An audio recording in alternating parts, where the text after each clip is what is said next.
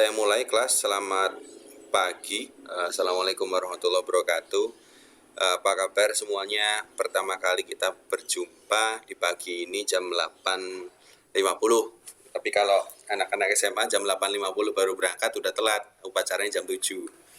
Kalau Mas Andi dulu jam 7 upacara, sekarang kuliah jam 8.50 baru siap-siap belajar. Itulah perbedaan antara lingkungan sekolah SMA dengan lingkungan perguruan tinggi. Ya, sekarang saya ucapkan selamat kepada Mas Andi dan Mbak Neni yang sudah bertransformasi, yang sudah berpindah statusnya dari seorang siswa menjadi mahasiswa. Artinya ya, kalau siswa yang dulunya mungkin Mas Andi sering ngumpet-ngumpet, kelihatan gurunya kalau rambutnya panjang atau misalnya masuk gerbang telat. Sekarang nggak ada lagi yang kayak gitu. Sekarang nggak perlu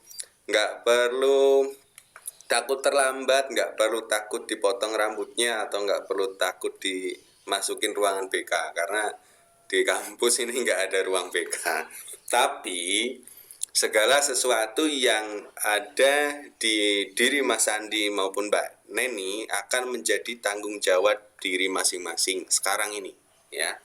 Mau misal Mas Andi mau telat ya silahkan, Mas Andi mau dapat nilai jelek ya silahkan, tidak ada yang melarang. Tapi perlu disadari bahwa dunia perkuliahan atau kehidupan seorang mahasiswa sudah tidak lagi bergantung kepada siapa gurunya atau siapa dosennya, tapi bergantung kepada diri sendiri.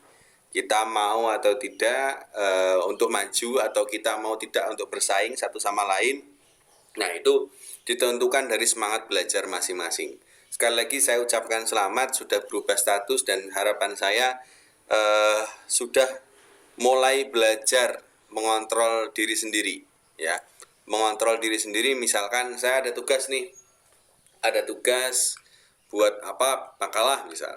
Nah, yang menentukan sekarang adalah diri teman-teman sendiri, diri Mas Andi sendiri, diri Mbak Neni sendiri, mau mengerjakan atau tidak, mau dapat nilai atau tidak. Nah, pada akhirnya nanti akan berdampak ke penilaian, terus kemudian di dunia kerja nantinya. Karena di kuliah ini teman-teman sudah harus disiapkan untuk masuk ke lingkungan yang lebih fleksibel, ya, ke lingkungan yang lebih tidak punya aturan. Artinya begitu. Kalau kita bayangkan, tetap sih nanti di dalam pekerjaan pasti ada aturan, tapi mungkin tidak akan ketat sekolah. Kalau sekolah kan masih diwajibkan, kalau enggak disetrap, dimasukin ruang BK, ya enggak. Kalau sekarang urusan pekerjaan, teman-teman tidak disiplin ataupun misalnya tidak produktif, ya dikeluarkan mungkin dari pekerjaan. Nah, ini yang akan menjadi space welcoming saya ke teman-teman. Mudah-mudahan teman-teman bisa mulai bertransformasi, mulai merubah cara belajarnya, mulai berubah pola pikirnya. Kalau dulu ngajain PR karena takut besoknya dimarahin gurunya, ya sekarang mudah-mudahan mengerjakan tugas harus tepat waktu supaya saya mendapatkan income yang bagus, atau saya mendapatkan feedback nilai, atau bahkan arahan yang bagus dari dosen. Nah, saya tidak saya menginginkan teman-teman Mas Andi dan Mbak Neni ataupun nanti kawan-kawan ini meeting belum saya record ya. Saya record dulu deh meetingnya. Start record supaya nanti teman-teman mungkin bisa menyimak, ya. Nah, pertemuan sudah saya record. Nah, gini, saya tidak menutup kemungkinan untuk berdiskusi sama Mas Andi dan Mbak Neni. Maka tolong di dalam kelas ini, di dalam perkuliahan ini, saya minta sesekali mungkin Mas Andi atau Mbak Neni menunjukkan keaktifan tentang beberapa. Saya kok nggak bisa masuk, sebentar. Siapa ini yang nggak bisa masuk nih? Galuh.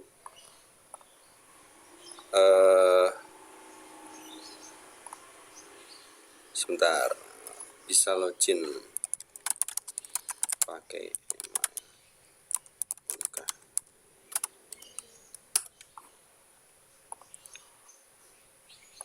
Mungkin karena yang belum bisa masuk itu yang dia nggak login pakai email UNKH, karena kita harus masuk menggunakan email UNKH. Oke, kita lanjut deh. Saya pengen nih Mas Andi atau Mbak Neni seringlah berbagi ke saya tentang pengalaman dulu di sekolahnya atau pengalaman di kehidupannya yang lalu nanti terkait dengan materi atau apa, supaya saya bisa memberikan feedback atau saya memberikan masukan. Nah, sekarang nih status saya sebagai dosennya teman-teman bukan lagi harus mendikte nih teman-teman harus begini, harus begitu, tidak. Tapi saya akan memberikan sebuah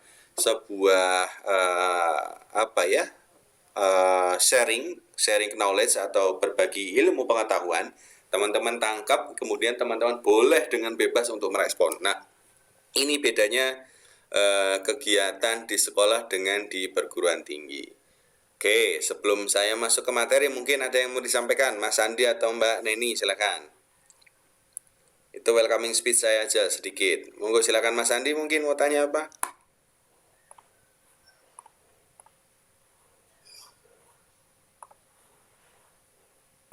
Nggak ada? Aman ya? Lanjut, oke. Kalau nggak ada, saya lanjut ke materi. Oke.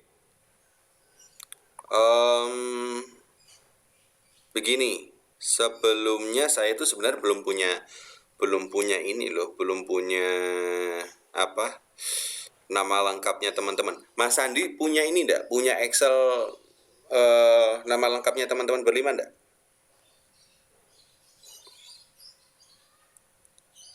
Nggak punya, Pak. Nggak punya ya? Oke, sebentar. Nanti saya buatkan aja deh. Nanti saya buatkan di Drive. Linknya saya taruh di grup aja kali ya, teman-teman, biar ngisi nama masing-masing ya, NIM sama nama ya. Oke. Gini. Hari ini mata kuliahnya pengantar teknik informatika. Jadi nanti Mas Andi dan Mbak Neni bisa catat lagi untuk hari Senin pagi 8.50, kemudian mata kuliah selanjutnya. Oke, saya izin untuk share screen dulu.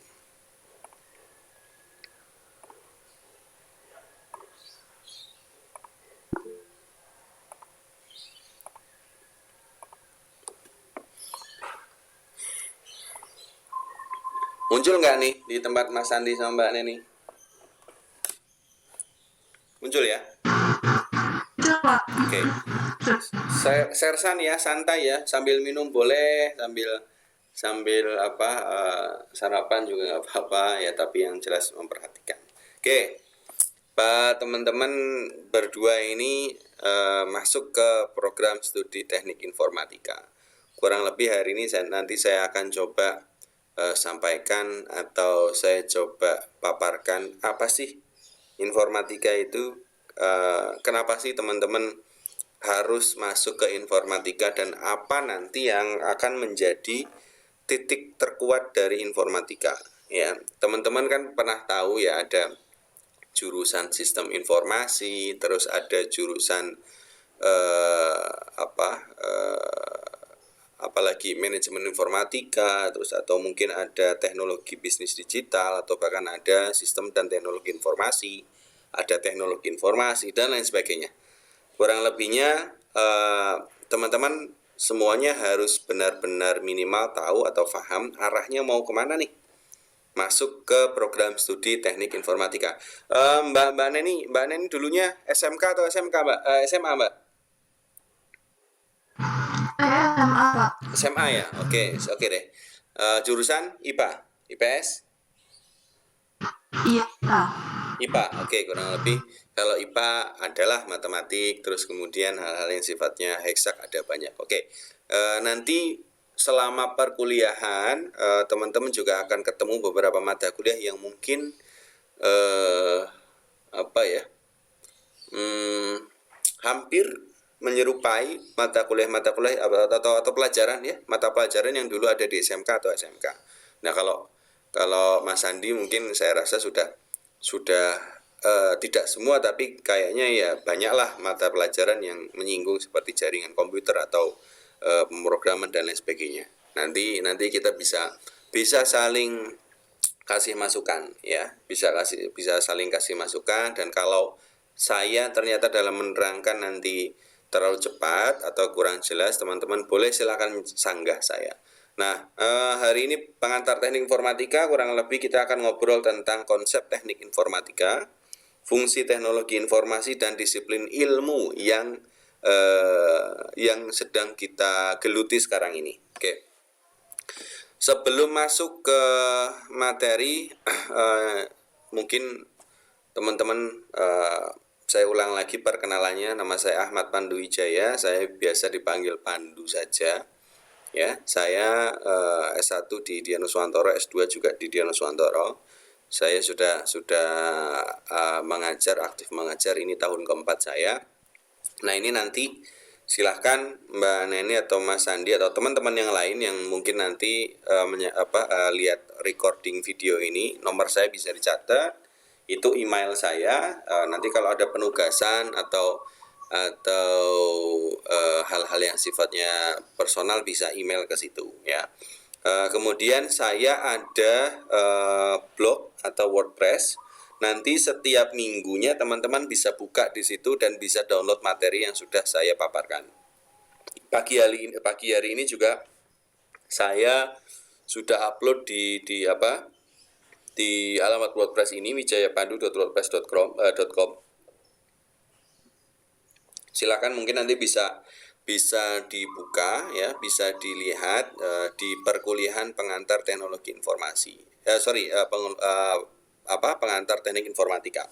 Nah, ini kalau nanti ketemu yang kayak gini, caranya adalah klik kontrol plus, diklik kontrolnya ditahan terus diklik. Nah, nanti akan muncul panah jari seperti ini, bisa diklik kemudian dibuka. Nah, ini nanti caranya begitu. Saya juga ada YouTube channel khusus untuk recording perkuliahan. Jadi saya memang terbiasa selama pandemi ini saya record terus kemudian nanti saya upload, supaya nanti ketika di pertemuan berikutnya teman-teman mau review atau mau mencatat ulang apa yang sudah didiskusikan di pertemuan sebelumnya, bisa lihat di kanal saya ya. Nah, terus ini coba, sorry saya ada gatal sedikit. Nah, ini saya akan coba kopikan dulu.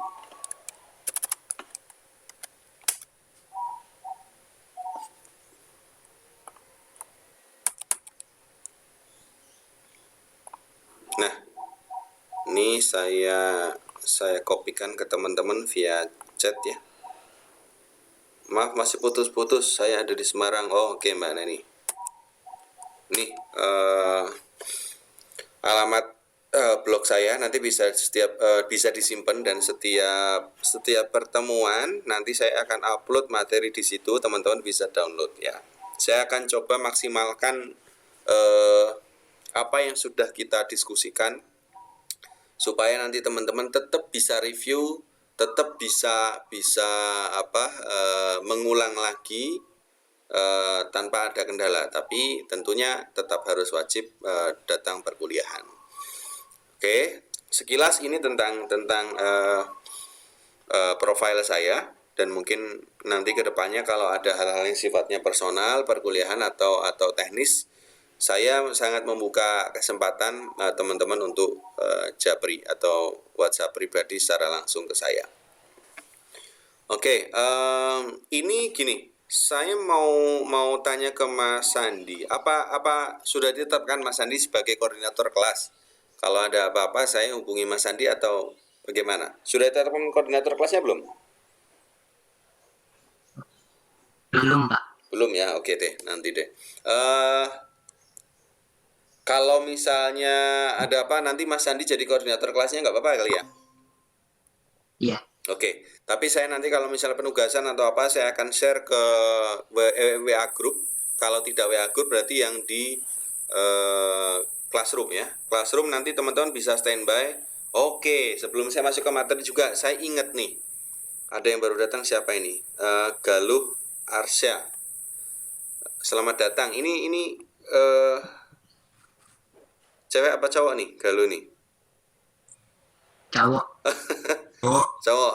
Oke, Mas, Ya, saya takutnya salah manggil Mbak aja nanti. Oke, Mas Galuh, selamat datang Mas Galuh.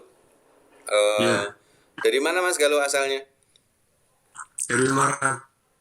Semarang. Tapi sekarang di Demak sih, Meranggen. Oh, Demak Meranggen. Oke, dari SMA, SMK, SMA. SMA mana? SMA 2 Meranggen. Oh, oke. IPA, IPS. IPA.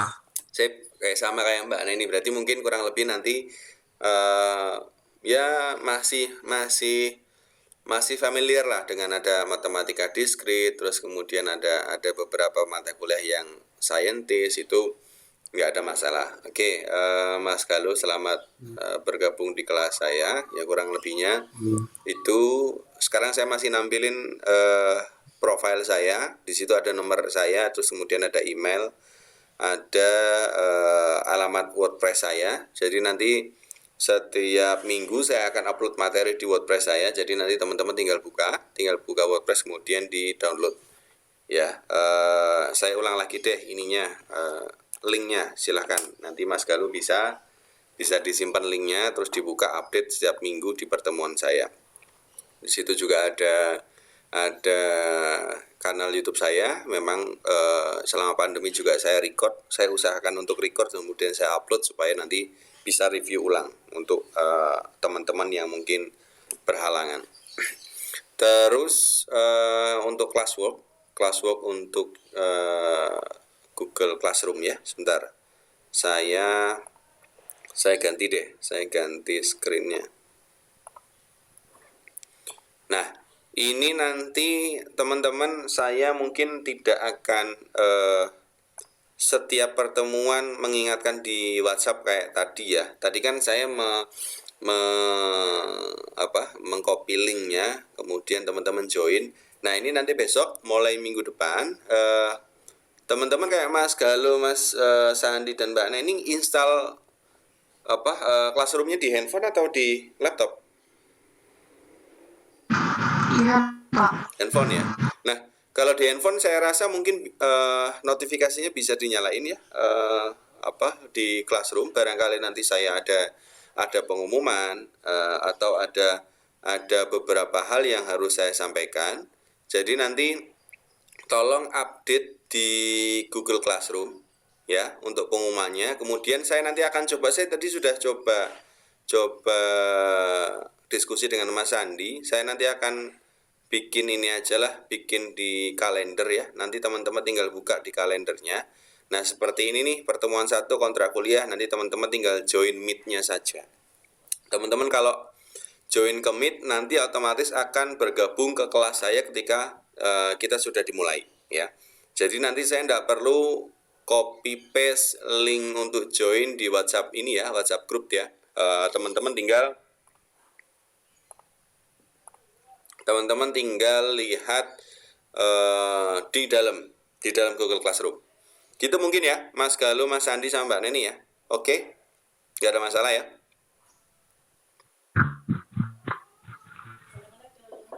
Nggak ada, Pak. Oke, nggak ada masalah ya. Sip, berarti gitu minggu depan kita sudah mulai aktif ke penggunaan Classroom-nya saja. Jadi mungkin kalau WhatsApp group itu urusan-urusan teknis ya, teknis pengerjaan tugas dan lain sebagainya nanti kita bicarakan di WhatsApp. Tapi kalau untuk kelas nanti harapan saya teman-teman langsung join ke Google Classroom. Oke, saya kembali lagi ke materi.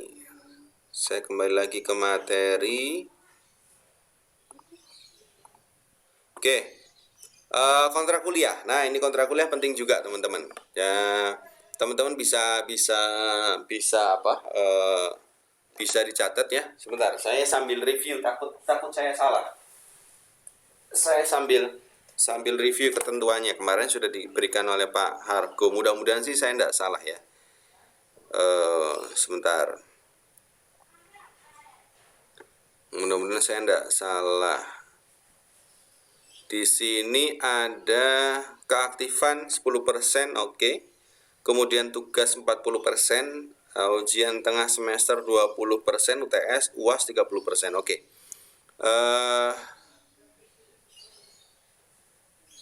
Ini nanti teman-teman bisa dicatat ya, bisa dicatat. Jadi nanti kita mungkin akan banyak sifatnya penugasan seperti bikin makalah dan lain sebagainya, karena memang ini masih mata kuliahnya masih sifatnya general ya, umum ya. Jadi bukan mata kuliah yang heksak atau mata kuliah yang pemrograman, karena berarti tugasnya mungkin akan bikin, teman-teman nanti akan latihan bikin paper, terus kemudian bikin resum dan lain sebagainya. Nah, itu kalau teman-teman mengerjakan, nilai akan mayoritas akan dari situ, karena 40% sendiri ya.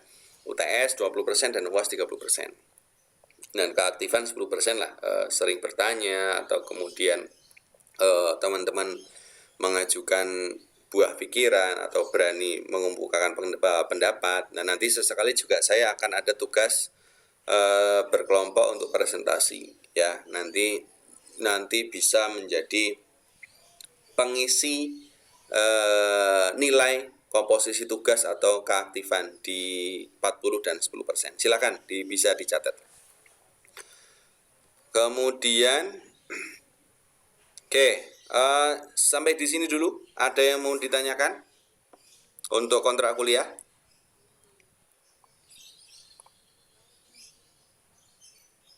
Mas Andi, Mas Galum, Mbak Neni, sudah clear untuk kontrak kuliah? Oke. Oke, siap. Ya, saya masih nunggu nih kalau bisa Mas Galum, Mbak Neni open cam biar saya kenal nih. Biar saya mau kenal, mumpung satu kelas dikit masih 5 ya. Kalau udah banyak saya susah kenalnya. Sambil jalan aja. Oke. Kalau kontrak kuliah sudah clear, sudah oke, kita masuk ke materi. Informatika ya. Apa sih informatika atau apa bedanya informatika dengan beberapa jurusan lain?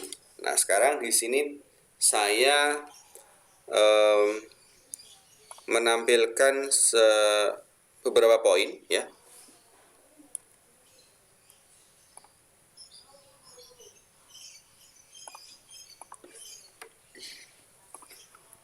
Menampilkan beberapa poin yang harus kita jadikan landasan atau fundamental dalam memahami sebuah ilmu informatika atau teknik informatika.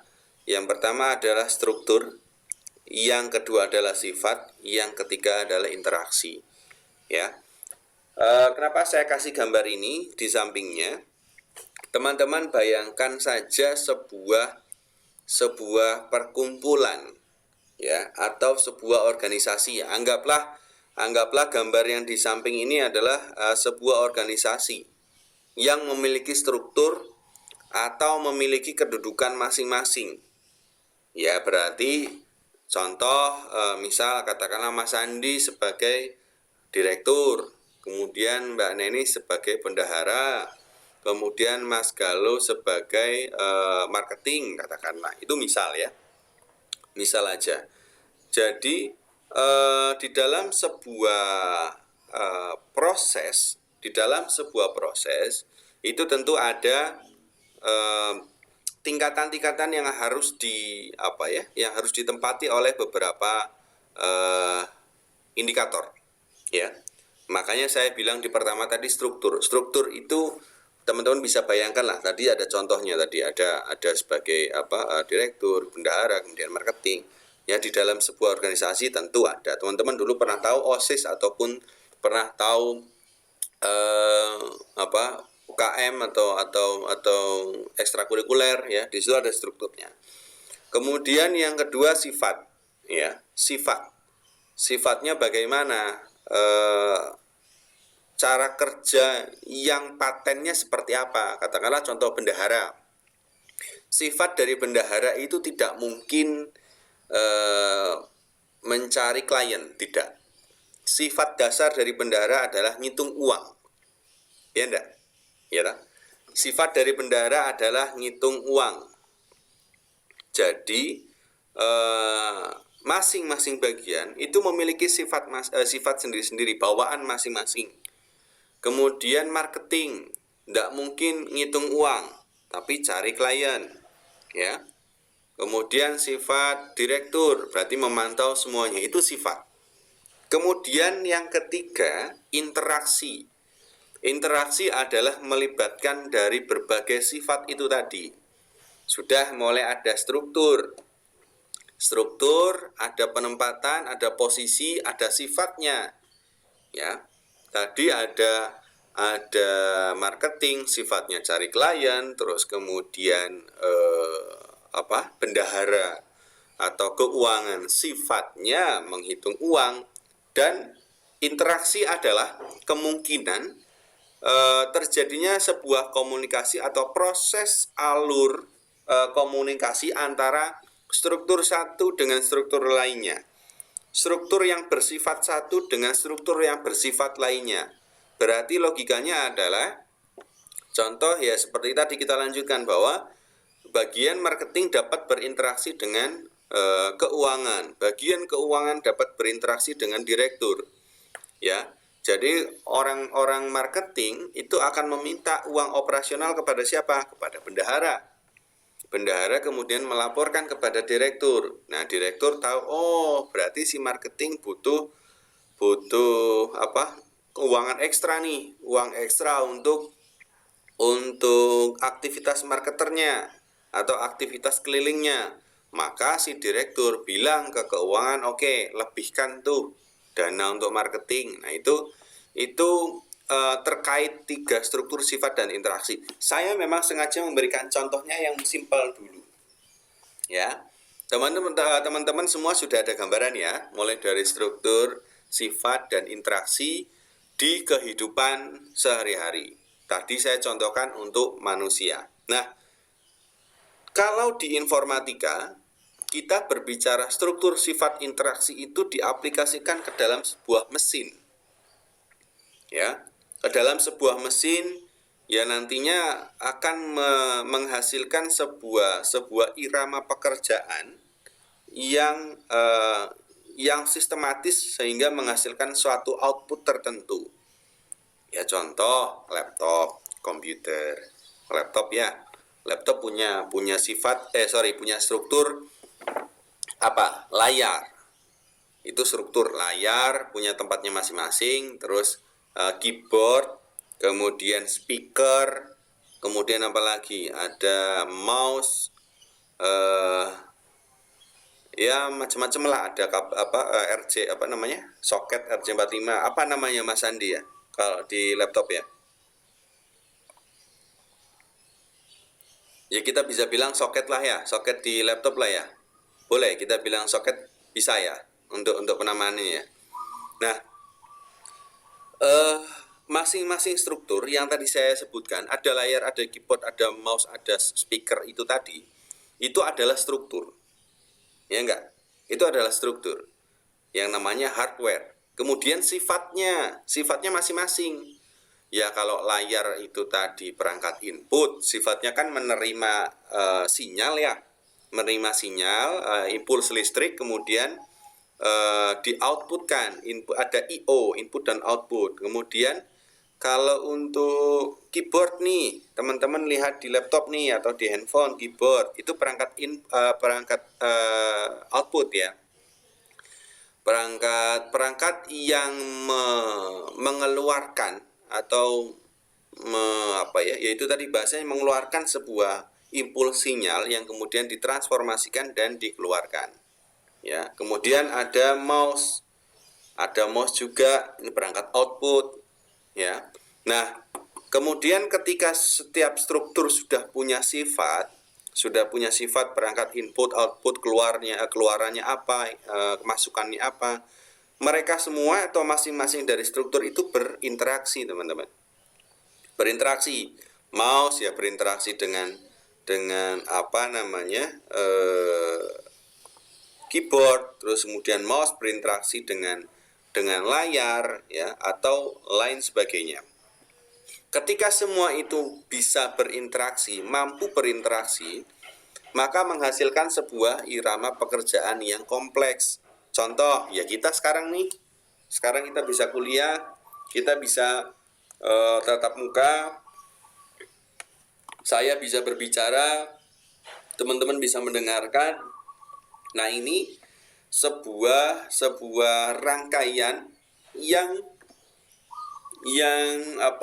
melibatkan ketiga itu, ada struktur, sifat, dan interaksi. Nah, informatika itu mengatur keseluruhan ini di dalam sebuah software engineering atau bahkan keilmuan logik software yang ada di dewasa ini sekarang. Dan informatika tidak melulu berbicara tentang software, karena di dalamnya juga ada menyangkut hardware, ada menyangkut kemudian algoritma dan lain sebagainya. Ya, maka di bawah sini di bagian ini saya menyatakan di sini beberapa sistem yang dipakai untuk mengumpulkan data, memproses dan menyimpan hasil pemrosesan, serta menampilkan dalam bentuk informasi. Tadi saya sudah jelaskan, ada mouse, ada keyboard, ada layar. Ketika mereka punya sifat masing-masing, mereka berinteraksi, maka di situ ada proses untuk pengumpulan data. Ini nih, mouse nih, teman-teman bisa lihat mouse nih. Mouse ini kenapa ada merah-merahnya, ada lasernya dan sebagainya. Ini untuk data, ini sebenarnya data ini. Data yang dikeluarkan dari perangkat mouse ini kemudian dikumpulkan dan diterima oleh prosesor, diterjemahkan sebagai pointer. Kemudian ditampilkan ke layar. Nah, itu memproses. Itu diproses datanya. Secara mendasar cara kerjanya seperti itu. Kemudian menampilkan dalam bentuk informasi di mana? Di layar. Ini teman-teman sekarang bisa lihat saya sedang menampilkan slide. Ini adalah berupa informasi. Pada aslinya, harfiahnya, dasarnya, komputer itu menghitung binary angka 1010 ya, untuk menerjemahkan apa yang dinamakan data, memproses kemudian sampai menampilkan dalam bentuk informasi. Saya yakin teman-teman mungkin yang baru mendengar istilah ini bingung. Wajar, enggak apa-apa. Dan itu sangat lumrah sekali kalau bingung ya. Mungkin Mas Andi aja yang dari SMK aja masih agak bingung, nggak tahu apalagi yang dari SMA. Tapi saya rasa tidak ada masalah dan teman-teman hanya perlu open mind dan mengikuti saja. Ya, kalau memang ada yang kurang jelas atau mau ditanyakan analoginya seperti apa, silahkan, monggo. Nah, di bawahnya lagi saya sampaikan bahwa mesin disebut bisa bekerja, mau secara manual ataupun otomatis. Yang jelas informatika ini ketika kita berbicara ketiga struktur sifat interaksi ini, kita menginginkan mesin itu dapat bekerja sesuai dengan tugasnya. Ya, kita ngomongin sebuah organisasi nih, ya OSIS katakanlah. Bisa bekerja nggak? Bisa dong kalau sudah ada struktur sifat dan interaksinya. Laptop bekerja, mesin bisa enggak? Bisa dong, ada strukturnya. Ada laptop, ada layar, ada keyboard, ada macam-macam. Bayangkan kalau laptop tidak ada layarnya. Bisa nyala enggak? Nyala bisa, tapi tidak bisa bekerja. Karena ada interaksi yang kurang. Ya, kita bisa ngetik tapi kita nggak lihat apa yang kita ketik, atau kita bisa pindah-pindah mouse tapi kita nggak lihat apa yang kita pindah. Nah, itu unsur dari ketiga bidang ini yang saya lingkari. Nah, selanjutnya adalah mesin bisa bekerja bagaimana suatu data diolah dengan cara yang dimengerti oleh mesin. Nih dia, kuncinya di sini. Dimengerti oleh mesin, ya. Kuncinya di situ, teman-teman. Kuncinya di situ, dimengerti oleh mesin. Sedangkan informasinya dimengerti juga oleh manusia. Ya. Oleh manusia sampai bagaimana mesin tersebut mampu berkomunikasi dengan mesin lainnya.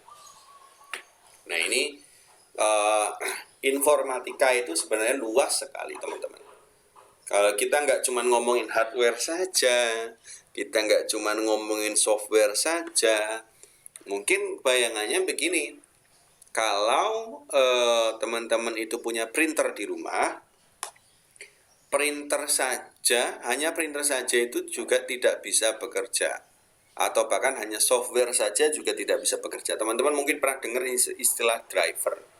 Ya, ada driver. Kalau misalnya kita punya printer, kalau nggak ada drivernya nggak bisa ngeprint. Oh ya, karena si perangkat keras ini butuh penghubung.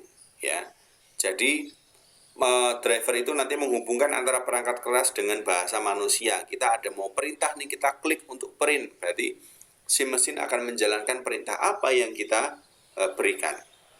Nah, itu dia kedua dinding, kedua tembok pembatas ini antara mesin dan manusia bisa terhubung satu sama lain. Oke, kuncinya di situ. Kuncinya adalah suatu data diolah dengan cara yang dimengerti oleh mesin. Nah, informasinya dimengerti juga oleh manusia. Ya, sampai di sini mudeng atau mubeng? Saya yakin mubeng. Dari Mas Andi kayaknya mubeng, tapi oke, enggak apa-apa. Ya, Mas Galuh dan Mbak Neni, tolong saya juga diingatkan kalau misalnya ada yang mau ditanyakan, silahkan. Boleh. Oke, itu sekilas terkait dengan apa itu informatika dan bagaimana kita memahami sebuah informatika di dalam kehidupan sehari-hari. Nah, nantinya kalau teman-teman sudah masuk ke semester yang atas, otomatis akan belajar tentang ada jaringan, kemudian ada software engineering, ya, ada beberapa big data. Nah, itu salah satunya nanti akan menuju ke situ. Pada akhirnya teman-teman akan menguasai bidang ini, ya. Dan teman-teman bisa mengaplikasikan di dalam kehidupan sehari-hari, di dalam pekerjaan ataupun di rumah. Ya. Oke. Sekarang setelah kita ngobrol tentang informatika, kita masuk ke teknologi informasi. Karena ini sangat penting sekali. Ini ada di dalam rumpun informatika. Ya. Kalau kita ngobrol tentang perangkat komputer atau perangkat teknologi lainnya, pada hakikatnya semua adalah berdasarkan informasi, ya. Kayak saya nih lagi nampilin slide, lagi nampilin PowerPoint ke teman-teman. Teman-teman bisa melihat PowerPoint-nya dan bisa membaca. Nah, yang teman-teman terima dan yang saya sampaikan itu adalah informasi. Itu adalah informasi. Pengantar atau perantaranya siapa? Laptop, perantara PowerPoint, terus kemudian perantara mikrofon, perantara speaker. Yang jelas semua yang ada di dalam satu kesatuan proses ini adalah informasi, teman-teman. Jangan salah. Teman-teman lihat di Instagram, katakanlah, oh, saya lagi stalking mantan nih, terus saya dapat informasi, saya tahu kalau mantan saya sudah punya pacar lagi. Itu informasi bukan? Informasi dong. Medianya lewat mana? Lewat Instagram, ya, atau lewat sosial media lainnya. Nah, ini yang perlu teman-teman ketahui dan teman-teman mengertilah antara teknologi informasi dan informasi itu sendiri, ya. Oke. Yang pertama ada menangkap. ya, atau capturing. TI dapat mengkompilasi catatan-catatan secara detail dari berbagai aktivitas. Misal menerima input dari keyboard, scanner, mikrofon, dan lain sebagainya. Ya, fungsi teknologi informasi di dalam sebuah kesatuan mampu mengcapture. Ini nih, laptop saya nih atau PowerPoint saya, kalau tidak bisa menerima input, tidak bisa menerima masukan dari mouse, maka saya tidak akan bisa nyoret-nyoret di sini. Saya nggak akan bisa coret-coret di sini. Sehingga nanti teman-teman juga nggak akan paham saya lagi ngomongin yang mana. Sekarang kan saya lagi ngomongin yang pertama nih. Ya, teman-teman paham dong, saya ngobrol terus saya checklist ke poin yang pertama. Maka ini disebut dengan capturing. Ya, yang pertama capturing. Mengkompilasi catatan-catatan dari berbagai aktivitas. Aktivitas saya apa? Menggerakkan mouse nih. Menggerakkan mouse sama berpindah ke mode pen, bukan mode laser. Oke, itu yang pertama. Yang kedua, mengolah atau processing. TI, teknologi informasi, dapat mengolah atau memproses data, memasukkan yang diterima yang kemudian diubah menjadi informasi baru. Olah data ini bisa dalam bentuk konversi, menganalisis, menghitung, hingga menggabungkan berbagai informasi dan data. Nah, biasanya ini akan bekerja ketika kita pakai Excel salah satunya, mengolah data, ya, atau bahkan menggunakan PowerPoint, tapi kita pakai grafik. Teman-teman pernah lihat ya, pernah tahu lah ya, grafik, terus kemudian chart, ya. Mungkin dulu SMA atau SMK pernah diajari cara buat chart, ya, grafik. Ya, nanti grafik itu bisa mengolah data-data yang memang kita sajikan. Contohnya begini, katakanlah begini. Ini saya coret-coret di sini aja lah ya. Ada data 1, data 2, data 3, data 4. Ini tulisan lah anggapnya 1. Maaf kalau agak jelek. Nah, data 1 adalah tingkat kelulusan anak SMA ini, katakanlah di tahun sekian, katakanlah. Oke, kita bilang di sini ada contoh 20. Kemudian di tahun berikutnya ada 35.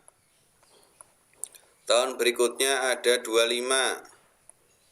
Tahun berikutnya ada 40. Nah, ini data teman-teman. Ya, ini tuh data. 20, 35, 25, 40 itu data. Nah, di dalam processing ini, dalam pengolahan ini, ya, teman-teman bisa jadikan ini sebuah informasi. Gimana caranya? Oh, kita buat grafik nih. Yang satu, oke, ini kan ada grafik ya, grafik kan begini ya, nanti ya, gambarnya ya, seret. Oke, di sini ada 20, misal, oke, di sini ada 30, oke, di sini 40, sini 50. Nah, ini grafik nih, bentuknya grafik.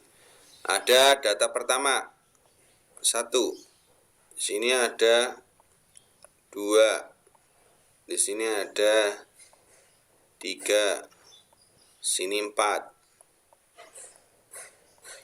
Oke, kita punya data di tahun pertama ada 20, tahun kedua 35, tahun ketiga 25, tahun keempat 40. Tahun pertama kita sajikan tabelnya. Oke, tahun pertama ada berapa? 20, berarti segini nih. Seret. Ya enggak? Tabelnya segini. Sorry ya, agak jelek gambarnya, tapi mudah-mudahan teman-teman ini ya mengerti ya maksud saya ya. Mas Andi dan Mas Galuh, Mbak Neni tahu ya apa yang saya maksud di gambar itu ya. Oke, tahun kedua berapa ini? 35 ya. Tahun kedua ada 35, berarti di sini nih. Di sini.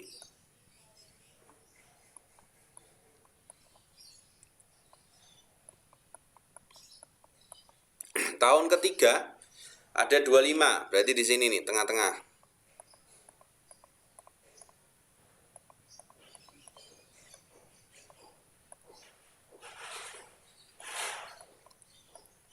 Tahun keempat 40. Oh, sini.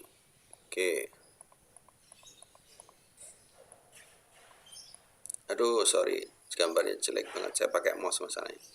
Nggak pakai pen. Oke. Terlihat ya, teman-teman, di sini ada grafik ya. Ada graf di dalam informasi itu. Nah, fungsi teknologi informasi salah satunya pengolahan adalah data masukan yang diterima kemudian diubah. Masukannya mana? Yang mana? Ini dong ya. 20, 35, 25, 40. Sepaham dulu ya. Kalau itu semua masukan ya. Teman-teman sepaham ya? Oke, itu adalah data masukan. Kemudian data itu diolah, dikonversi, dianalisis dan dihitung. Tadi sudah diolah, dianalisis dan dihitung. Sudah diolah, sudah dirubah jadi grafik. Nah, sekarang kita punya penggabungan berbagai bentuk informasi. Nih, sekarang ada informasi nih. Informasinya apa? Dalam bentuk grafik ini. Ya, dalam bentuk grafik ini. Teman-teman jangan bingung. Grafik ini adalah informasi.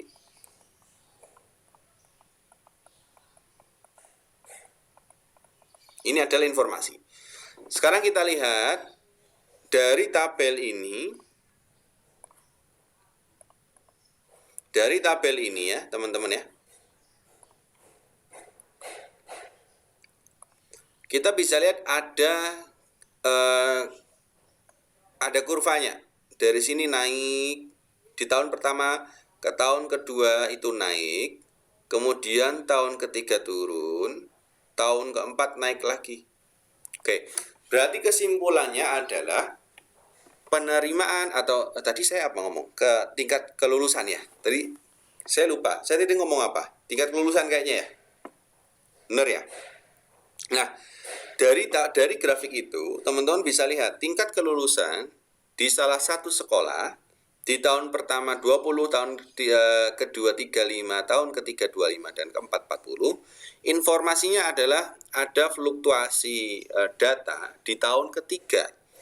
Ternyata tahun ketiga ini menurun, ya, kelulusannya itu menurun, banyak yang nggak lulus atau dan lain sebagainya dengan berbagai alasan. Jadi dari tahun pertama, tahun kedua naik, begini, analoginya begini, ada kenaikan siswa yang tidak lulus berarti semakin banyak kan. Tahun kedua semakin banyak, tahun ketiga menurun, tahun keempat semakin banyak. Jadi kepala sekolah atau orang yang memimpin sekolah tersebut harus mengambil tindakan, harus mengambil langkah yang tepat untuk mengatasi hal tersebut. Dari mana? Dari mana keputusannya untuk mengambil langkah? Dari informasi yang ada di grafik itu atau di tabel itu tadi. Nah, itu dia fungsi mengolah atau fungsi processing yang ada pada teknologi informasi. Gimana? 2 poin ini kira-kira Mbak Neni, Mas Galuh, Mas Andi bingung atau gimana? Ada yang mau ditanyakan? Lanjut. Mbak Neni gimana, Mbak Neni?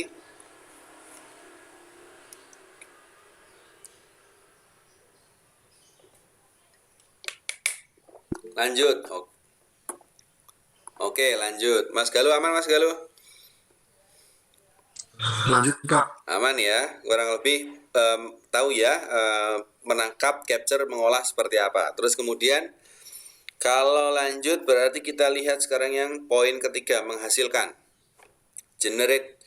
TI akan menghasilkan atau mengorganisir informasi ke dalam bentuk yang berguna, misalnya grafik, tabel, perhitungan, dan lain sebagainya. Tadi, sama kayak tadi yang sudah saya contohkan tadi. Yang satu clear, yang dua clear sudah diolah, yang ketiga juga clear. Ya, menghasilkan informasi ke dalam bentuk yang berguna. Tadi berguna tidak? Oh, sangat berguna sekali tadi. Kepala sekolah atau orang yang memimpin sekolah tersebut jadi tahu, sekolahan saya 2 tahun ini tingkat kelulusannya rendah atau tingkat yang tidak lulus itu meningkat, ya. Otomatis dia harus ada strategi bagaimana caranya untuk menurunkan angka ketidaklulusan tersebut. Oke.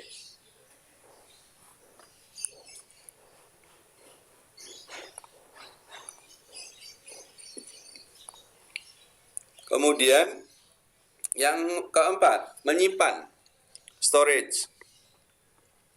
TI, teknologi informasi, dapat merekam informasi, ya, dan data ke dalam suatu media yang kemudian bisa digunakan untuk keperluan lainnya.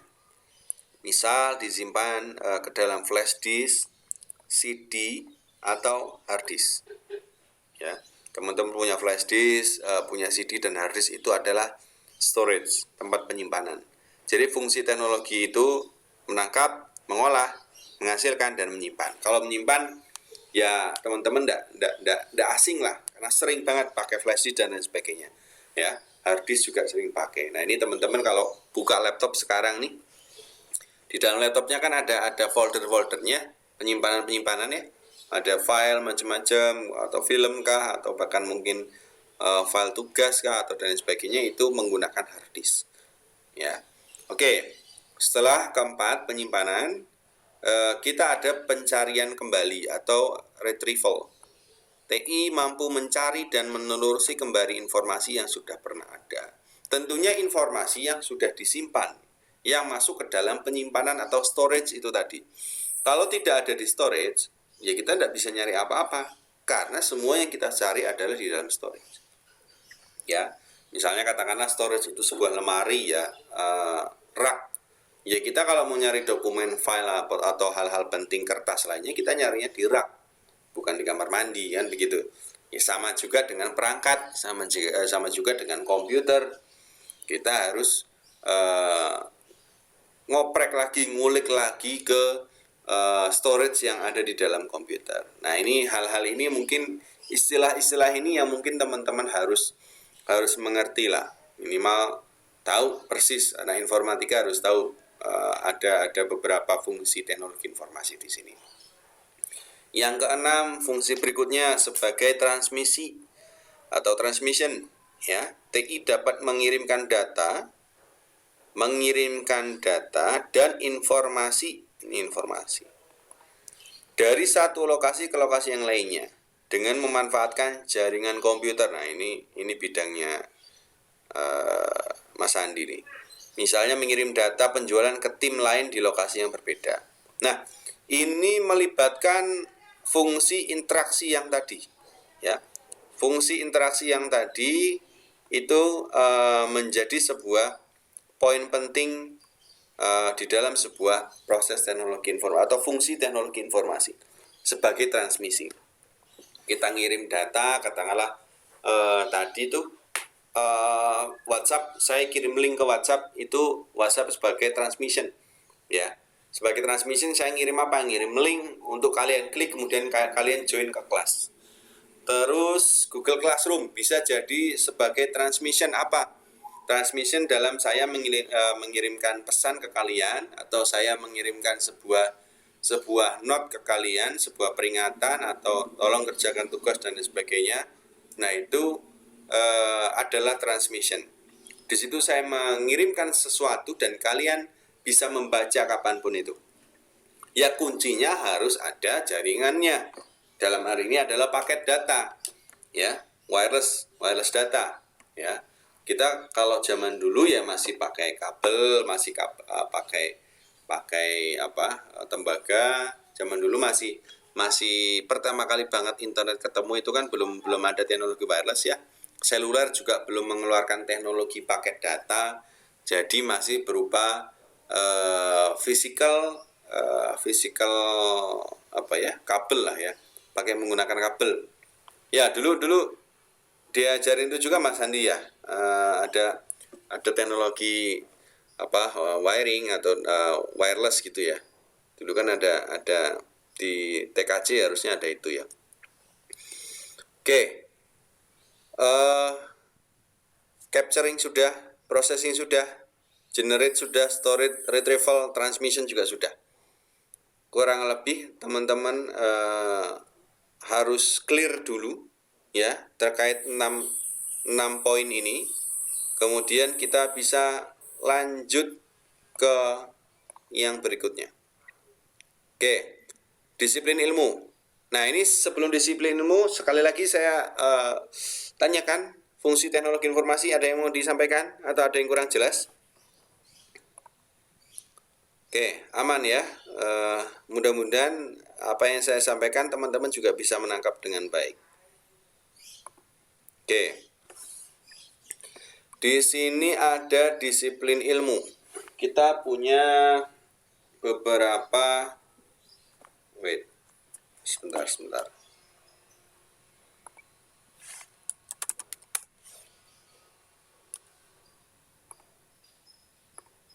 Sebentar ya.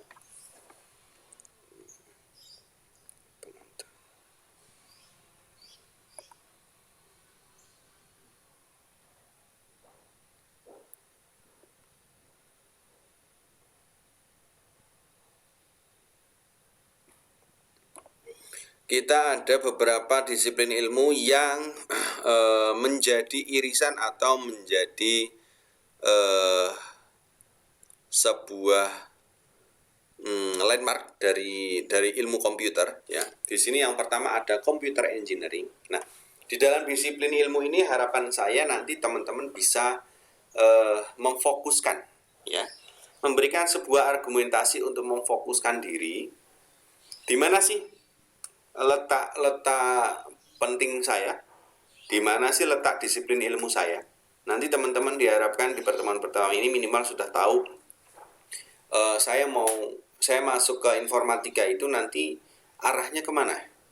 Sama ndak dengan jurusan sistem informasi?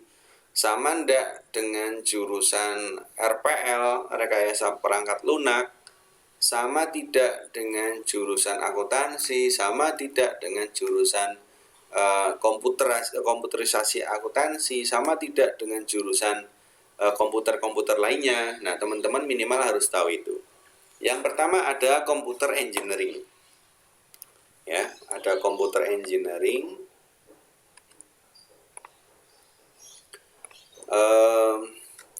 Atau sering juga dikatakan sebagai teknik komputer.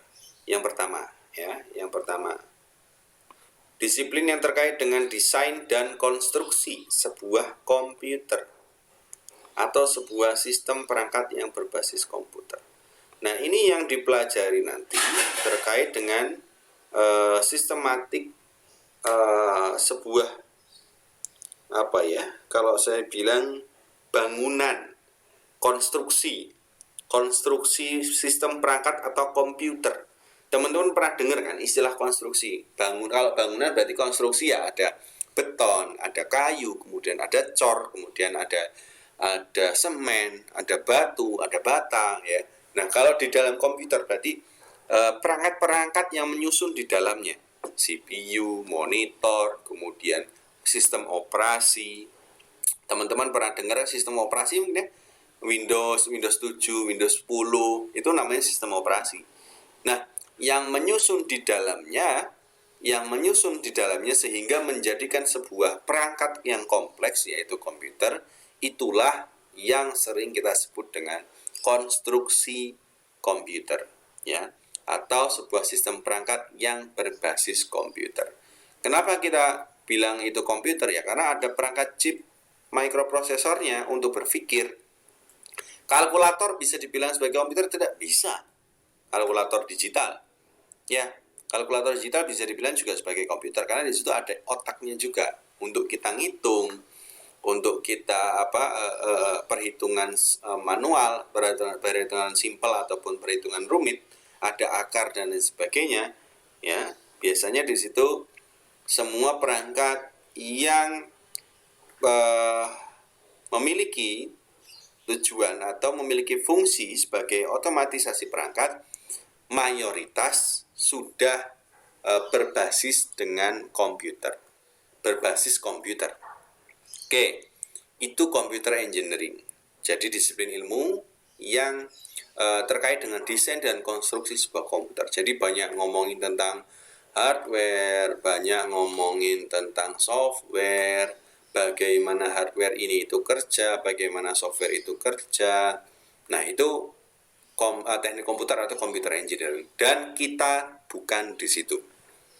Kita ada di poin nomor 2. Kita ada di computer science.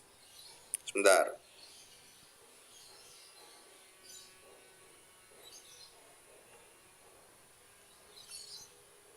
Sebentar teman-teman ya.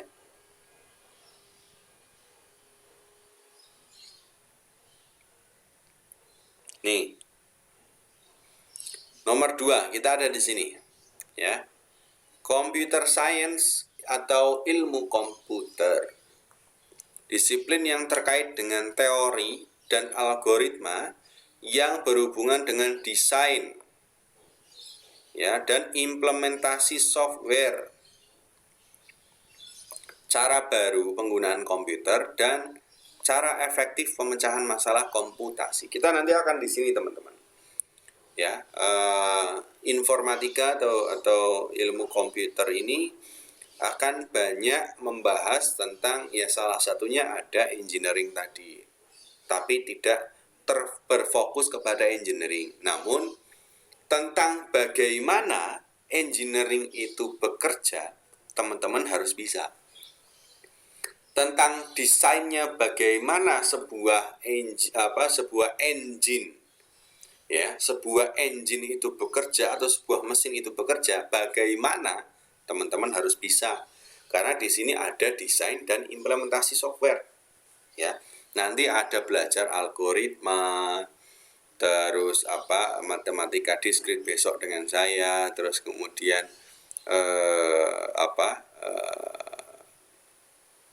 data, pengolahan data, data warehouse, data mining. Nah, kurang lebih nanti teman-teman akan belajar tentang itu. Jadi bukan teman-teman di informatika itu bukan belajar tentang bongkar pasang PC, terus kemudian cara kerakit PC, bukan. Ya, itu punyanya teknik komputer, punyanya orang-orang teknik komputer. Ilmu komputer lebih ke arah teman-teman itu nanti akan ada di bagian dalamnya sebuah sistem. Akan belajar untuk pemrograman juga, ya. Akan belajar untuk analisa data, ya. Akan mengerti untuk tentang algoritma, ya. Kenapa? Karena algoritma itu akan menentukan baik atau tidaknya sebuah software atau sebuah aplikasi itu bekerja. Teman-teman mungkin pernah tahu ya, pernah dengar istilah softwarenya kok lelet, terus softwarenya kok tidak sesuai, saya pakai software ini jadi nggak nyaman. Nah, itu tugasnya anak informatika.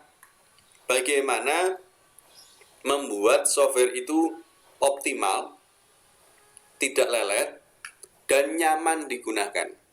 Karena kalau orang bikin software aja banyak yang bisa, kalau ngerakit komputer doang juga banyak yang bisa, kalau hanya sekedar merakit ya mikroprosesor juga banyak bisa. Tapi kalau bagaimana mengatur itu semua adalah bidang ilmu kita nih, ya, di informatika. Nah, itu yang kedua. Yang ketiga, di sini ada software engineering. Sengaja saya munculkan semua karena supaya teman-teman bisa membedakan. Nanti arahnya teman-teman kemana? Dengan sistem formasi beda, dengan desain komunikasi visual juga beda. Nah, ini yang ketiga ada rekayasa perangkat lunak. Disiplin ini terkait dengan pengembangan, developing, pemeliharaan, maintaining atau maintaining perangkat lunak ya, yang dapat memenuhi keperluan pengguna yang memerlukannya. Nah, biasanya nomor 1, nomor 2, dan nomor 3 ini saling berkomunikasi. Jadi ada juga orang yang memang kuliah di bidang RPL, software engineering atau rekayasa perangkat lunak. maka di situ juga dia akan mayoritas belajar tentang membuat sistem.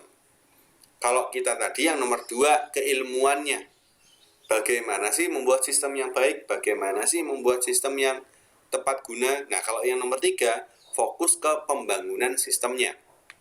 Maka biasanya orang nomor 2 dan nomor 3 ini akan saling berkomunikasi. Yang nomor 3 software engineering akan tanya, oh ini orang computer science gimana nih cara buat aplikasi yang model ini, lebih efisiennya seperti apa. Nah, itu orang computer science yang akan memberikan sebuah rekomendasi, sehingga nanti software engineer ya, si orang rekayasa perangkat lunak itu akan membuat sebuah aplikasi yang memenuhi kriteria berdasarkan apa yang disarankan oleh orang-orang computer science.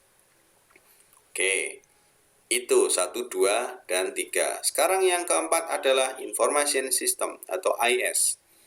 Disiplin yang fokus pada solusi proses bisnis ya, dengan pengintegrasian teknologi informasi untuk memenuhi kebutuhan informasi bisnis. Nah, ini kalau saya dulu pernah di Jakarta jadi dosen juga, saya dosen informasi sistem.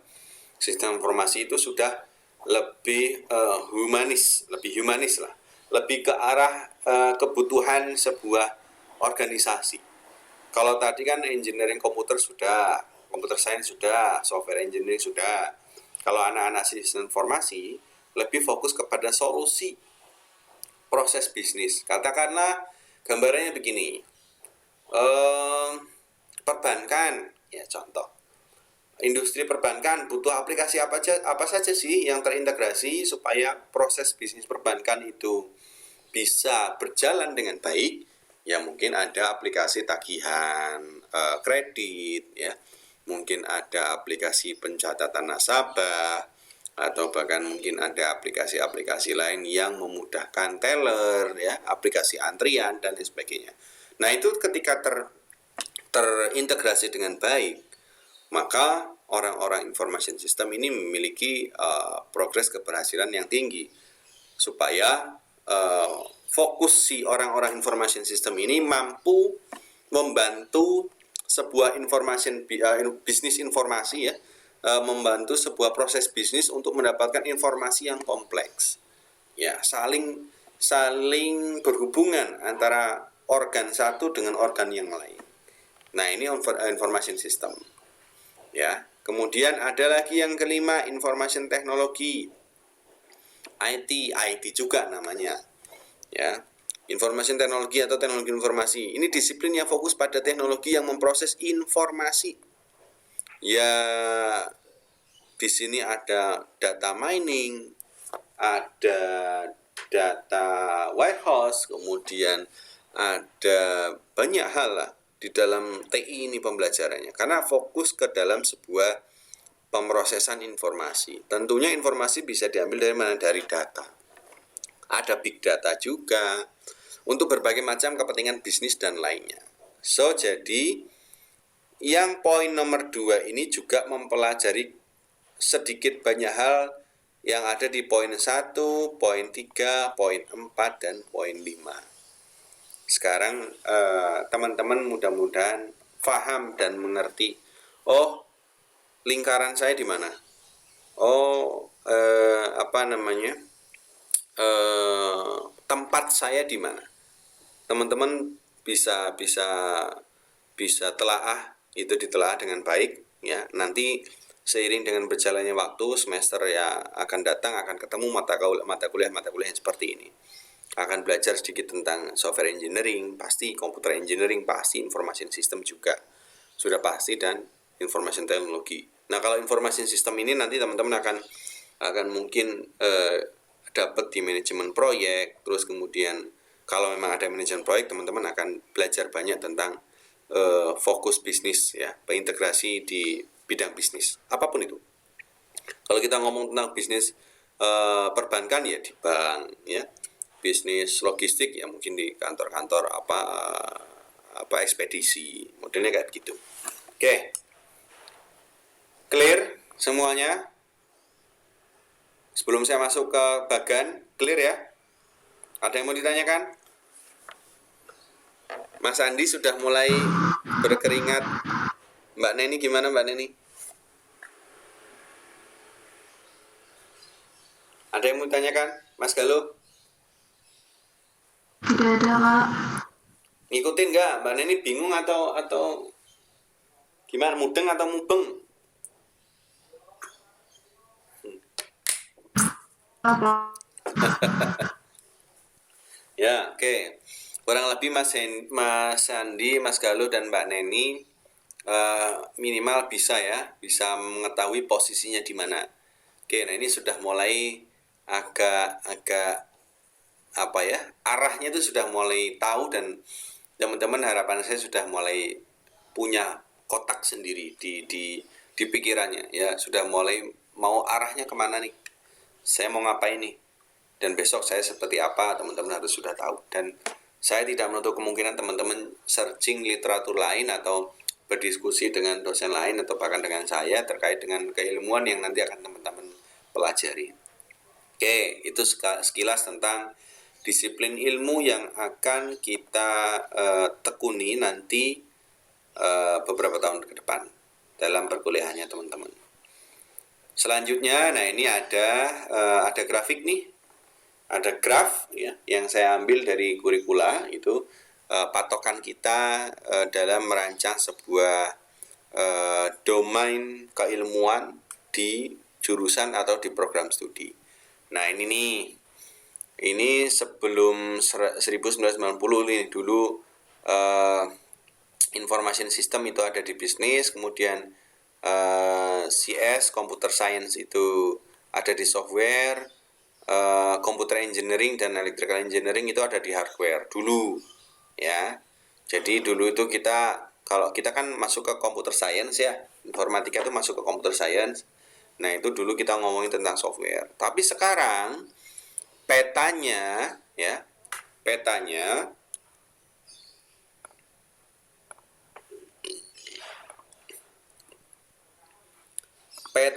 adalah CS atau computer science yang kita geluti sekarang itu irisan dengan hardware ya. Hardware, software beririsan dengan hardware. Jadi kita sedikit banyak akan berkecimpung di computer engineering. Jadi nanti kita juga akan belajar juga tahu tentang sistem operasi, terus kemudian perangkat-perangkat keras lainnya ada kok nanti di mata kuliah berikutnya ya. Nah, di sini saya sajikan ada yang abu-abu ini, warna abu-abu ya, yang saya centang ini. Semakin ke kanan ini more apply, yang semakin kiri makin more theoretical. Teori yang ke kiri makin teori, yang ke kanan makin praktek lah bahasanya. Nah, di sini ada organizational issue, information system, application technology, software method dan teknologi, metode software ya. Software method itu metode dalam penyusunan atau pembuatan sebuah software. Kemudian ada sistem infrastruktur yang menyusun atau membangun atau mensupport terjadinya sebuah sistem cycle atau dibilangnya sebuah roda kerja dari sistem cycle ya. Kemudian ada komputer hardware dan arsitektur. Nah, kita itu banyak di sini nih teman-teman. Nih saya lagi garis nih. Yang abu-abu ini, yang kayak peluru ini. Nah, ini adalah domain kita. Ya, domain kita di computer science. Di computer science. Teman-teman sudah lihat ya. Di computer science ini kita akan lebih banyak more theoretical di bagian software method, application technology dan sistem infrastruktur. Semakin ke kanan kita more applied itu ada software method ya, biasanya ada algoritma dan pemrograman. Ya. Ada Alpro, kemudian nanti ada PPO, pemrograman berbasis objek. Kemudian ada mobile programming. Itu tidak belajar secara full bikin aplikasi terus, tidak, tapi kita harus belajar tahu bagaimana metodenya, ya, terutama di bagian algoritmanya. Jadi kita di informatika nanti kita praktek, ya, kita praktek bikin aplikasi harus tahu teorinya, harus tahu software metodenya dan teknologinya. Dan tugas akhirnya atau skripsinya besok juga, misalnya teman-teman buat sebuah aplikasi, ya aplikasi yang tidak hanya aplikasi. Jadi aplikasi yang memiliki sebuah metodologi atau memiliki sebuah algoritma yang jelas untuk menyelesaikan suatu masalah tertentu. Ya. Jadi serunya di situ.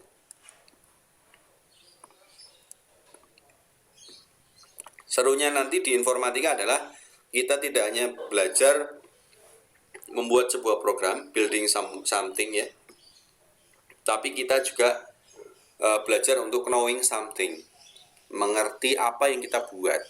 Kita jangan hanya sekedar membuat, jadi semua orang bisa. Tapi kalau buat, mengetahui resikonya, efektivitasnya bagaimana, itulah bagian kita di informatik. Ya, oke, itu teman-teman yang di pertemuan pertama ini yang harus kita mengerti bersama. Oke, nah ini ada sedikit lah tambahan dari saya. Sistem komputer. Setelah tadi kita sudah bayangin, teman-teman sudah tahu bayangannya itu orang informatika itu kayak apa, pelajarannya bagaimana, fokusnya kemana. Loh, kok jalan sendiri? Barat. Nah, ini sistem saya coba bawakan tentang sistem komputer, ya. Setelah tadi kita tahu gambaran seperti apa, kita sudah sedikit lebih sedikit lebih masuk ke intinya lah. Kok bisa jalan sendiri? Saya nggak ngasih ini kok. Saya sedang nggak mengoperasikan, kenapa bisa jalan sendiri? Oke, di sini ada unit system, ya. Sebuah tempat yang terdiri dari atas komponen-komponen yang digunakan untuk memproses data. Ya, di dalam sistem komputer itu ada unit system. Ya. Ya Allah, sebentar ya, teman-teman ya. Kayaknya ini ada masalah sama PowerPoint-nya.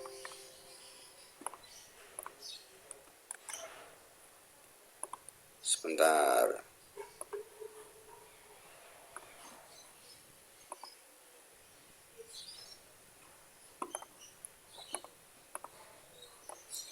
Saya stop ini aja lah ya. Saya stop stop present aja ya. Mending saya kasih untuk langsung ke PowerPoint-nya aja. Oke, kelihatan ya. Gini aja lah, biar aman. Takutnya ganggu. Nah, sistem komputer. Di sini ada kita ngomongin tentang unit system, ya, unit system yang istilahnya yang di dalamnya atau komponen-komponen itu digunakan untuk memproses data. Unit system ada sistem operasi, terus kemudian ada CPU dalam, ada sirkuitnya, terus kemudian ada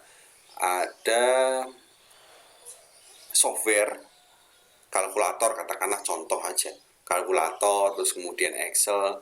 Nah, itu adalah sebuah unit system yang dimana dalamnya itu terdiri dari komponen yang digunakan untuk memproses data. Aslinya yang kita tahu terkait dengan komputer itu adalah hanya perhitungan angka 1, 0, 1, 0, 1, 0 binary. Jadi kita menampilkan saya menampilkan PPT ke teman-teman,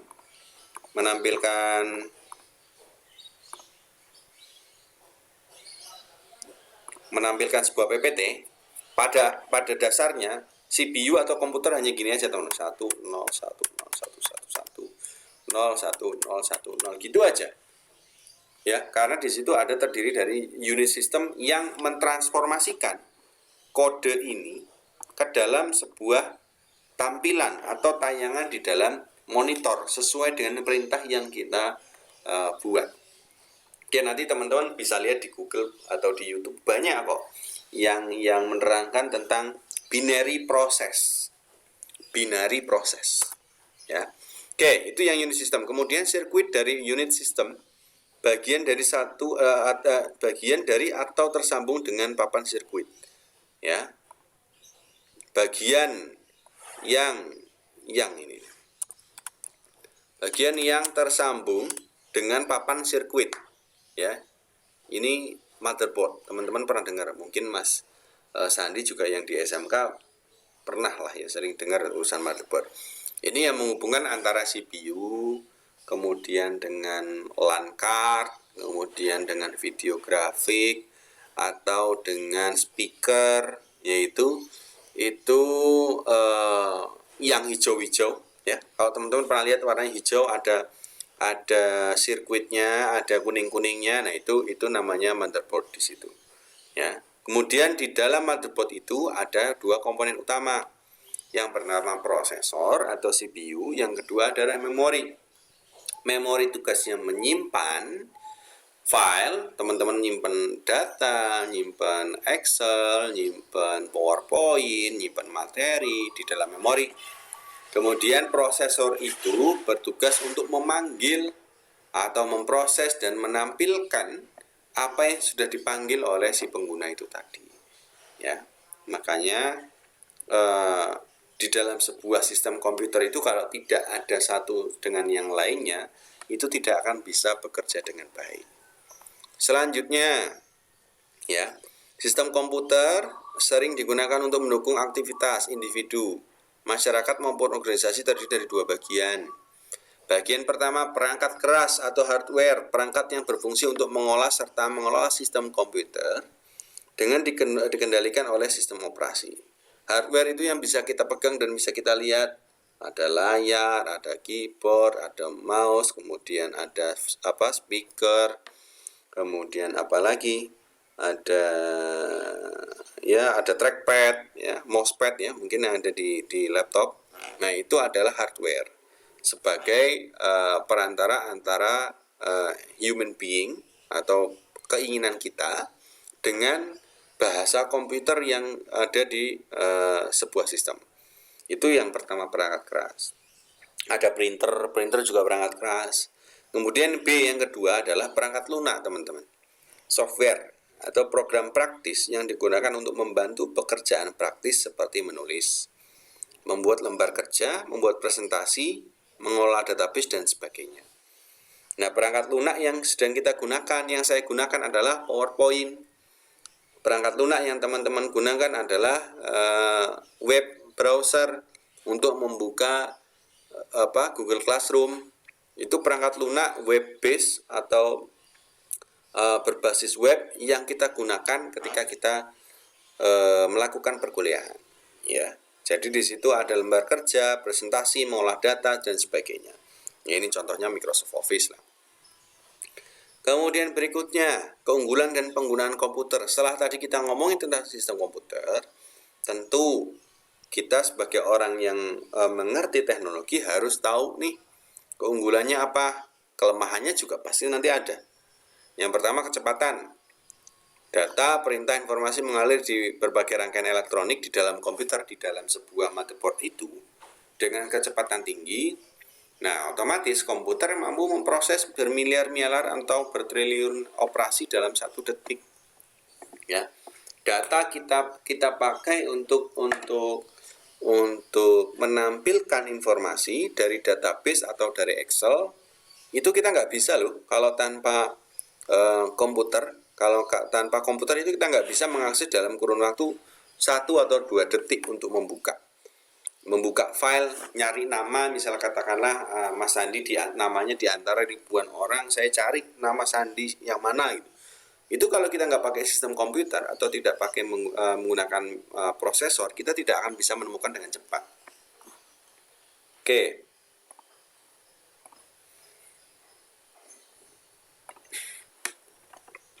Yang berikutnya adalah reliabilitas. Reliabilitas komponen elektronik dalam komputer modern bersifat mandiri dan dapat diandalkan karena komponen-komponen tersebut jarang mengalami kerusakan dan kegagalan. Ya dong, reliabilitas dong, karena kita sudah tidak perlu pusing-pusing mikirin, oh gimana sih nanti si komputer buka PowerPoint-nya, bagaimana komputer itu buka Excel-nya, bagaimana komputer buka Microsoft Word-nya, tidak perlu. Kita cukup pakai mouse saja, kemudian kita pakai keyboard untuk mengoperasikan, dan komputer akan menyajikan data itu secara real time. Ya. Komputer akan menyajikan data tersebut secara real time. Jadi teman-teman bisa mengandalkan sebuah sistem di dalam komputer tersebut. Bisa diandalkan reliabilitas. Yang pertama kecepatan, yang kedua reliabilitas. Ini keunggulannya. Yang ketiga, keunggulan ketiga, konsistensi. Dengan input dan proses yang sama, sebuah komputer akan menghasilkan hasil yang sama dan konsisten. Disebut juga sebagai garbage in, garbage out. Keakuratan komputer bergantung pada keakuratan inputnya. Contoh, katakanlah saya ngirim email deh. Saya ngirim email sebuah surat pemberitahuan ke Mas Sandi. Lewat email. Saya tulis email, terus kemudian saya kirim via Gmail ke tempatnya Mas Sandi. Sudah pasti akan sampai ketika Mas Sandi memiliki email, ya, memiliki alamat email. Beda cerita kalau ternyata saya mau kirim surat ke tempat Mas Galuh, yang saya harus tahu alamat Mas Galuh ternyata jauh, tapi ngirimnya secara manual.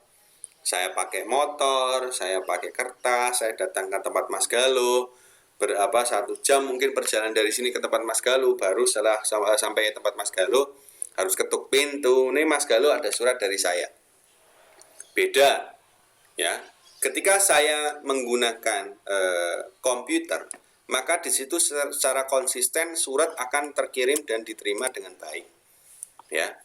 Yang diterima oleh Mas Sandi tadi dengan via email juga akan sama, waktunya cepat, Mas Sandi mau respons juga cepat. Tapi kalau tadi saya ke tempat Mas Galuh pakai surat, pakai kertas, masukin ke amplop, saya ke rumahnya dia, Mas Galuh akan replace surat saya juga dengan hal yang sama. Harus nulis di kertas, masukin amplop, kasih ke kantor pos atau tidak, kirim ke saya secara langsung. Maka itu bisa terjadi inkonsistensi, tidak terjadinya konsistensi di dalam sebuah proses. Kebayang ya? Jadi dengan adanya teknologi, menggunakan teknologi ini, saya bisa secara konsisten untuk mengirim surat atau menerima surat dengan mudah. Tapi kalau pakai kertas tadi kan saya nggak tahu nih ini surat sampai mana, prosesnya bagaimana, sudah sampai atau belum, sudah diterima atau belum, ataukah Mas Galuh akan berkenan untuk replay surat saya atau tidak, bisa jadi akan tidak dikirim balik. Nah itu dia, itu yang disebut konsistensi di dalam sebuah penggunaan komputer. Berikutnya ada penyimpanan. Oke. Ya, penyimpanan komputer dapat mengirimkan data dengan cepat dan menyimpan ke memori. Ya, kalau tadi saya ngirim ke Mas Sandi menggunakan email, filenya cukup saya simpan saja di direktori dan itu tidak menimbulkan berbagai macam masalah. Tapi kalau tadi saya kirim ke tempatnya Mas Galuh pakai kertas, pakai surat, saya harus simpan itu sebagai arsip di dalam sebuah lemari atau di rak. Yang mana ketika nanti saya sering berkirim surat secara fisik, itu akan menimbulkan masalah. Kedepannya ya raknya akan penuh, juga akan mencarinya akan susah. Nyarinya susah dong. Surat yang dikirim ke Mas Galuh misalkan tanggal 20 bulan 9 2021 ya. Di 5 tahun ke depan mungkin saya tidak akan bisa mencari surat itu dengan mudah. Ya mungkin ketemu, tapi prosesnya akan panjang. Tapi beda cerita kalau saya ngirim ke tempatnya Mas Sandi pakai email. 5 tahun lalu saya tinggal buka Gmail lagi, kemudian saya cari tanggal yang sekarang. Tanggal di mana saya mengirim surat. Ya. Nah itu dengan mudah bisa ditemukan. Nah itu dia penyimpanan salah satu keunggulan dari penggunaan komputer. Berikutnya ada komunikasi. Kebanyakan komputer masa kini dapat berkomunikasi dengan komputer lainnya secara nirkabel. Dapat dibagi menjadi keempat siklus. Yang pertama adalah pemrosesan informasi atau input, kemudian proses, output, dan penyimpanan dengan komputer lainnya. Komunikasi, saya mau share file satu dengan yang lainnya. Kalau biasanya pakai jaringan, pakai kabel tuh LAN, komputer satu dan komputer yang lain terhubung di jaringan LAN, kemudian saling sharing file, itu bisa. Teman-teman main game, ya mungkin nanti sesekali deh Mas Galuh atau Mas Andi atau Mbak Nini kalau main game Mobile Legends sekali nih main sama saya. Main game itu merupakan proses komunikasi dari perangkat satu dengan perangkat yang lainnya tanpa menggunakan kabel. Kalau zaman dulu point blank mungkin main di warnet itu masih pakai kabel. Player 1 di PC pertama, player 2 PC ketiga, kita main bareng saling terhubung satu di dalam sebuah tim. Tapi kalau sekarang proses komunikasi itu point to point communicate itu bisa dilakukan dengan mudah dengan adanya penggunaan komputer. Ini handphone pada hakikatnya itu bisa kita namai sebagai komputer. Bayangin aja, ini ada prosesornya, ada RAM-nya, kemudian ada berbagai macam hal yang bisa kita operasikan. Ini komputer sudah masuk ke dalam komputer. Ada prosesornya kok. Hanya saja dalam bentuk mobile phone, ya, dalam bentuk handphone. Yang notabene-nya cara kerja dasarnya adalah sebagai perangkat komunikasi. Oke. Apalagi nih? Kelemahan ada di risiko kesehatan. Ini sering digaungkan oleh orang-orang kesehatan nih, penggunaan komputer secara berkepanjangan. Ya biasanya kena radiasi, terus kemudian macam-macam lah, radiasi mata bisa, radiasi. Teman-teman pernah dengar kan biasanya kalau dulu ada isu telur diletakkan di antara dua buah ponsel atau dua buah jaringan yang sedang berkomunikasi satu sama lain, pada akhirnya nanti telur akan matang. Nah itu dia risiko dari kesehatan ketika kita menggunakan komputer atau kita menggunakan perangkat elektronik secara berlebihan. Ya, pencegahannya dapat melindungi diri dengan perancang tempat kerja yang layak, memiliki posisi tubuh yang baik. Postur tubuh juga sangat mempengaruhi, ya. Kemudian pelanggaran privacy. Makanya sekarang sudah di Indonesia sudah berlaku undang-undang ITE. Makanya teman-teman kalau lihat di berita mencela sedikit dipenjarakan, berbicara tidak baik sedikit di sosial media dilaporkan, terus menahan ikut campur urusan orang lain dipidanakan. Nah ini untuk menjaga pelanggaran privacy bila di dalam penggunaan sistem komputer itu ada hal-hal yang tidak diinginkan. Bila komputer digunakan secara bersama-sama dan tidak terlindungi, data kita juga akan sangat-sangat berpengaruh. Komputer bareng-bareng dipakainya nih warnet katakanlah. Ya kita kan nyimpan data di situ belum tentu besoknya ada lagi karena pasti beda orang yang pakai. Mungkin dihapuskah atau ditutup dengan data lain. Itu dia kelemahannya. Kemudian yang ketiga, keamanan publik, melindungi data dari berbagai kecurangan atau kejahatan teknologi informasi dengan tidak berbagi data pribadi dengan orang lain, ya. Kelemahan publiknya kita bisa batasi siapa yang menggunakan data kita. Saya sambil minum ya, teman-teman juga boleh sambil minum kalau capek. Oke, itu keamanan publik. Yang berikutnya ada dampak pada tenaga kerja. Penggunaan komputer yang memudahkan pekerjaan akan menimbulkan akan mengalihkan tenaga kerja asing. Ya, sudah ada mesin, sudah ada komputer, otomatis tenaga kerja manual yang physically bekerja sehari menggunakan tenaga kinetik, ya, tenaga badan, itu sudah semakin tidak diperlukan. Semakin kesini sudah semakin tidak diperlukan. Nah itu kelemahannya. Kemudian yang kelima, dampak pada lingkungan. Proses pembuatan komputer itu sendiri yang menghasilkan limbah komputer menghabiskan banyak sumber daya alam dan mencemari lingkungan. Ya dong. Motherboard itu lumayan loh. Kalau seluruh dunia dikumpulin itu bisa jadi limbah, dan buatnya juga menggunakan sumber daya alam. Nah, itu tentunya teknologi semakin berkembang.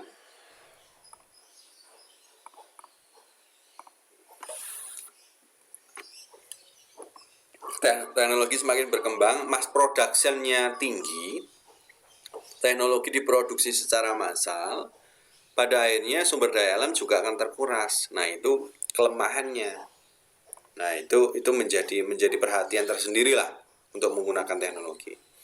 Oke, setelah ada kelemahan komputer dan keunggulan komputer, sekarang ada jaringan internet. Jaringan sekumpulan komputer. Jadi kalau kita ngomongin ini, kalau ngomongin jaringan, itu pada konsep dasarnya adalah penghubung atau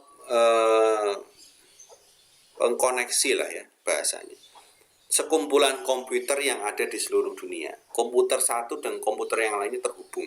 Itulah jaringan internet. Ya, makanya di sini jaringan adalah sekumpulan komputer dan perangkat yang saling terhubung, biasanya secara nirkabel melalui media komunikasi dan transisi secara online. Ya, jaringan memungkinkan banyak komputer saya, komputer kalian, handphone saya, handphone kalian itu saling terhubung satu sama lain, atau bahkan dari laptop terhubung ke perangkat keras, ya, piranti lunak dan informasi. Nah, itu hubungan atau apa yang dinamakan jaringan dan internet. Nah, nanti kita akan belajar lebih lanjut di mata kuliah jaringan komputer kalau memang kita ketemu di mata kuliah itu. Tapi kurang lebih teman-teman harus tahu, mengerti, ada loh pengertian ini, jaringan dan internet ada, teman-teman harus tahu. Oke, jaringan banyak dibuat oleh berbagai pihak, instansi pemerintahan, perusahaan dan lain sebagainya. Seperti sekarang kita pakai jaringan internet sebenarnya. Kita pakai jaringan. Kalau tidak ada jaringan, teman-teman tentu tidak bisa masuk ke kelas ini.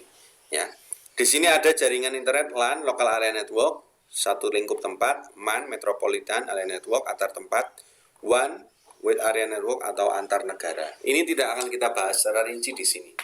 Nanti ada mata kuliah tersendiri. Tapi kurang lebih harapan saya teman-teman bisa mulai membaca-baca ya. Yang saya sampaikan hari ini adalah hanya poin-poin saja, poin-poin penting dari beberapa aspek yang mungkin harus teman-teman kuasai dan mengerti. Maka minggu depan harapan saya teman-teman sudah mulai browsing, apa sih informatika, apa sih jaringan internet, apa sih kelemahan dan keunggulan menggunakan komputer. Ya, teman-teman harus benar-benar aktif ya, benar-benar aktif untuk memperkaya pengetahuan diri ya. Jadi saya tidak akan mendikte teman-teman harus gini, harus belajar, oh tidak. Saya tidak akan mendikte karena itu sudah dilakukan mungkin waktu teman-teman SMA. Nah, sekarang sudah jadi mahasiswa, jadi sudah harus mengerti apa yang harus dilakukan oleh diri sendiri. Oke. Kemudian ada tugas untuk minggu ini ya.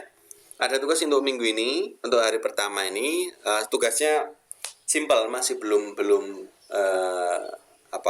nggak begitu berat. Teman-teman, saya minta tolong untuk install aplikasi Mendeley. Ya, ini ada di blog saya materinya. Ini saya kopikan linknya di ini ya, di chat. Nih. Kalau tadi yang wijayapandu.wordpress.com itu yang WordPress saya secara keseluruhan, tapi ini yang saya kopikan berikut ini adalah langsung artikel yang mengarah ke mata kuliah ini, ke mata kuliah pengantar teknik informatika. Jadi silakan ini yang saya kopikan di chat dibuka, ya. Nanti teman-teman akan kelihatan di situ ada WordPress saya. Silakan download materinya di-download, kemudian teman-teman bisa lihat di situ ada tutorial install aplikasi Mendeley. Di WordPress saya ada instalasi Mendeley. Silakan, saya meminta teman-teman untuk wajib install Mendeley karena ini nanti terkait dengan tugas-tugas berikutnya. Ini install di laptop ya. install di laptop. Sebentar, saya akan sharing lagi. Nah, ini WordPress saya mungkin muncul ya di teman-teman ya. Di sini ada story class, penggunaan Mendeley dan link download. Silahkan teman-teman buka ya, buka di WordPress saya. Nah ini di artikel juga ada beberapa artikel saya. Teman-teman tinggal cari aja di kategori artikel di pengantar teknik informatika. Silahkan dibuka di sini. Nah nanti di dalam artikel ini lanjutkan membaca. Saya sudah siapkan PPT yang pertemuan pertama. Setiap minggu tolong di update di artikel ini karena saya akan nambah lagi pertemuan kedua, ketiga dan seterusnya. Saya akan upload di sini, teman-teman tinggal download ya. Oke. Itu aja mungkin dari saya. Tugas minggu ini cukup install Mendeley saja. Nah, nanti kalau mau download aplikasinya, tonton di YouTube. Dibuka. Kemudian di deskripsi saya sudah kasih linknya nih. Di sini ada, saya lampirkan Google Drive saya, itu isinya ada aplikasi Mendeley. Silahkan download di sini. Cara installnya monggo teman-teman lihat di video ini. Oke, kurang lebihnya begitu teman-teman. Terus sama saya nanti juga akan membuat ini. Saya akan buat Excel ya. Karena saya belum punya datanya teman-teman, karena nanti terkait dengan absensi, penilaian dan lain sebagainya. Nanti saya akan coba buat Excel di drive saya kirimkan linknya, teman-teman isi ya. Nanti di situ ada NIM, ada nama, udah itu aja deh, NIM sama nama. Nanti saya akan membuat sebuah form penilaian ya, itu untuk kelas saya. Jadi nanti yang hari Rabu juga matematika discrete saya akan pakai nama-nama itu. Oke, teman-teman, mungkin itu aja yang bisa saya sampaikan hari ini. Kurang lebihnya mohon maaf. Ada yang mau ditanyakan? Mas Andi, Mas Galuh, Mbak Neni, silakan. Ayo dong, iseng nanya. Bayar kuliah mahal-mahal, nggak mau tanya. Sayang-sayang dong.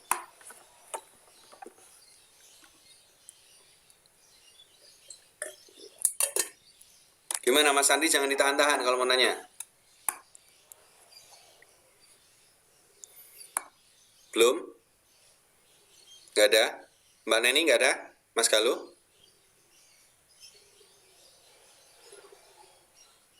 Nggak ada, Pak. Nggak ada.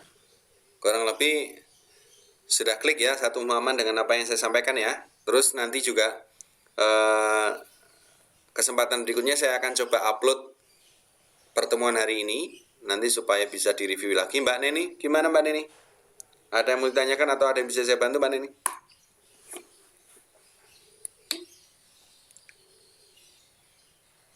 Tidak ada, Pak.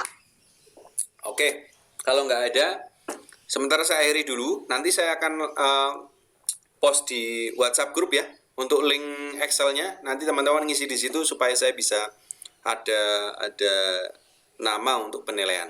Terus jangan lupa Mas Andi dan teman-teman Mbak Neni, Mas Galuh, yang dua lainnya tolong dicoba dihubungi lagi, atau nanti kita perlu kalau ada pertemuan bareng sama Pak Kaprodi atau teman-teman yang lain kita agendakan berlima.